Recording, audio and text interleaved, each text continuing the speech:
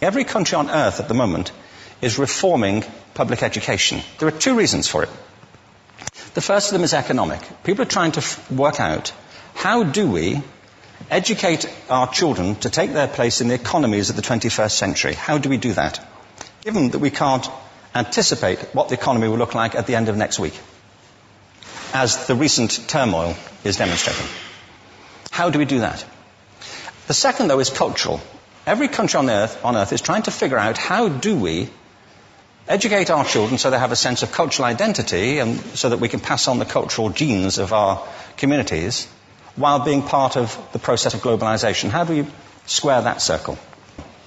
The problem is they're trying to meet the future by doing what they did in the past. And on the way, they're alienating millions of kids who don't see any purpose in going to school. When we went to school, we were kept there with a story, which was if you worked hard and did well and got a college degree, you would have a job. Our kids don't believe that. And they're right not to, by the way. You're better having a degree than not, but it's not a guarantee anymore.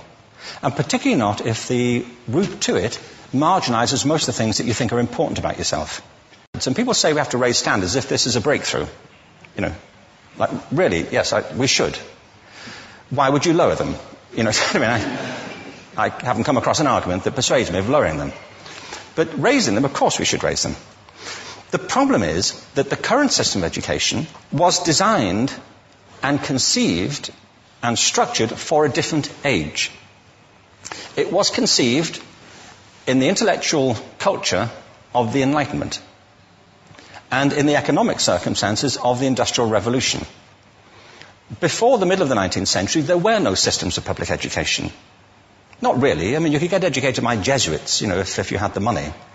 But public education, paid for from taxation, compulsory to everybody and free at the point of delivery, that was a revolutionary idea.